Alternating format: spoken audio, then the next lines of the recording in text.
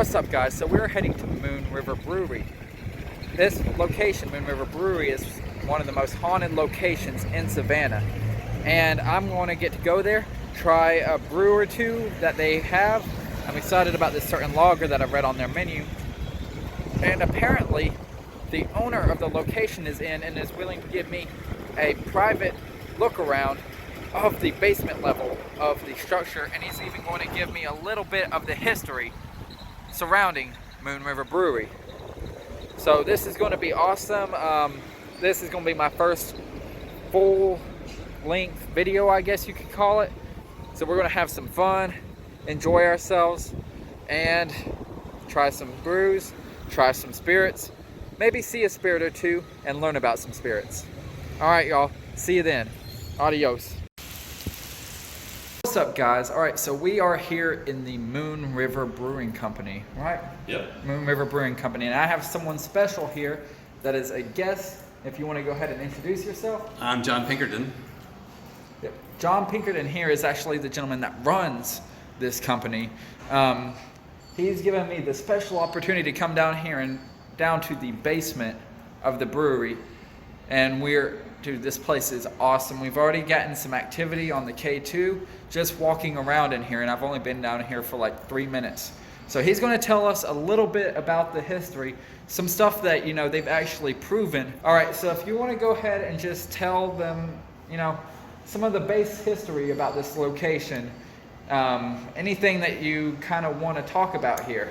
Sure. Yeah, so the building, and I may get a couple dates screwed up. Hey, trust me, I get the dates messed up all the time. I want to say that the construction was either completed or started in 1824 and either completed, maybe it was completed in 1827.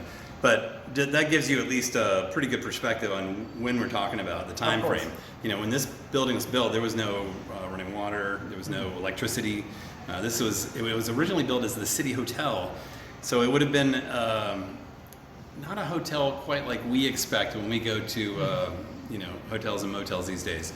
So like just rooms, and you kind of find a bed. And in some cases, you probably didn't even rent a room. You probably shared space with other folks. And a lot of folks back in those days, when they traveled for more than just a couple nights. You know, you didn't just go somewhere and hop out of an airplane. You know, oh yeah, it was usually a long journey. So it was built as a city hotel, and over the years, there were a number of really notable people that stayed here.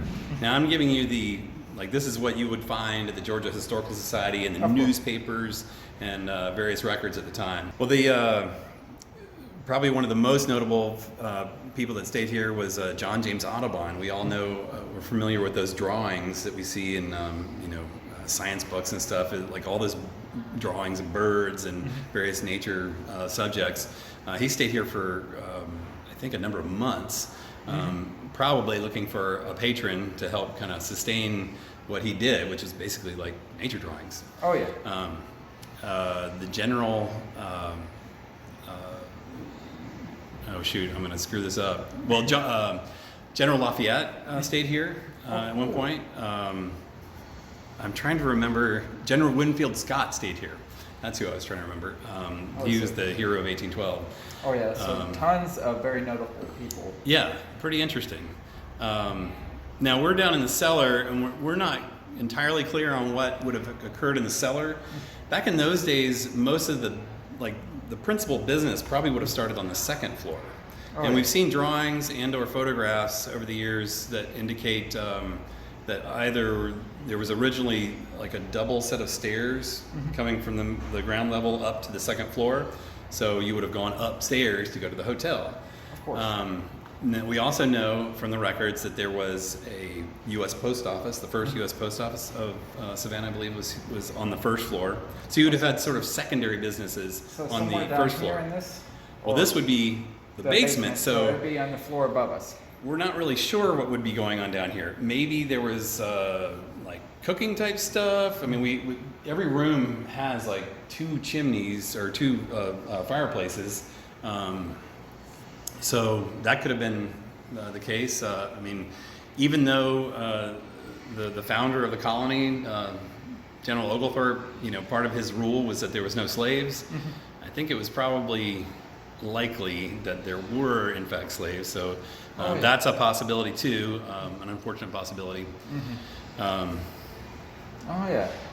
Well, yeah, this place, I mean, you go upstairs, you're upstairs and you walk in and it's like, all right, this reminds me of, like this is a brewery. This is all, this is a cool, nice, up-to-date brewery. Everything looks really nice. And then you just take a few walks down the stairs. And here, let me give you guys just this quick look around. This place, it completely changes its demeanor whenever you come down the stairs. I love the old Georgia bricks. Those were all made locally, were they not? They were, yeah. So back in those days, the way they made bricks is they either would make a kind of, they would form them out of clay, and then they would either pile them up and make a fire inside the pile, or they would pile them up and make a giant fire on top of the pile. So a lot of the old Savannah gray bricks, as they call them, there's some that are really, really strong and some that are, as they say, half-baked. So you can see some of these bricks are kind of, turning into powder here. So these guys right here. Oh yeah, so would those be the ones that they built the fire over or under? Do you know? Well, it's hard to say. We just know that they would be further from the heat source and not completely baked. That would be the case. Yeah. So, and these walls are almost nearly 3 feet thick. Oh yeah, these walls are incredibly thick. I mean, look at that. And I love the old masonry they put in with the arches. I've been seeing that a whole lot out here in Savannah. Almost everything out here is made of brick and they try and hide it. But I just personally love seeing it down all the old arches in every single one of these. It's just a beautiful structure. And let me point this out here. Just a few minutes ago, he served me, what was that brew? The Savannah Fest beer. The Savannah Fest beer. Kind of our original flagship. Yeah, that lager. So if you guys ever come out here, either to eat or to do an investigation, you guys got to if you come here for an investigation, come early, drink that beer, trust me. And I personally love lagers, and that one was top tier in the beers that I've tried, so it was really good. All right, so I got, great brewing team. Oh yeah. Well, I got one more question for you, and this one is going to be a little bit out there.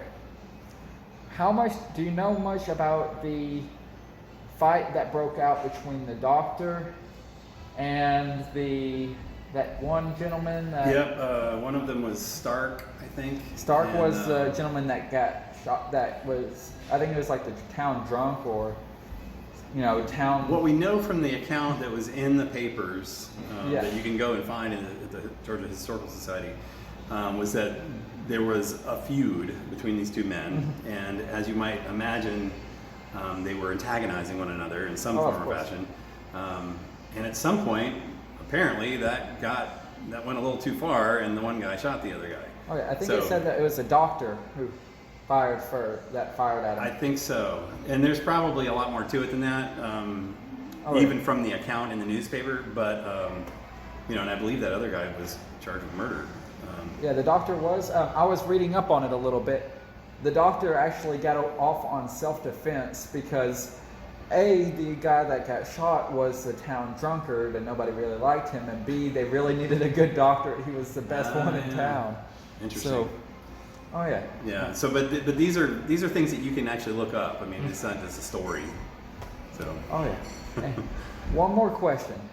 So I know you personally said that you've never had any interaction with any of the spirits here. Have any of your employees ever? What's the most insane story that one of your employees has had that you know of?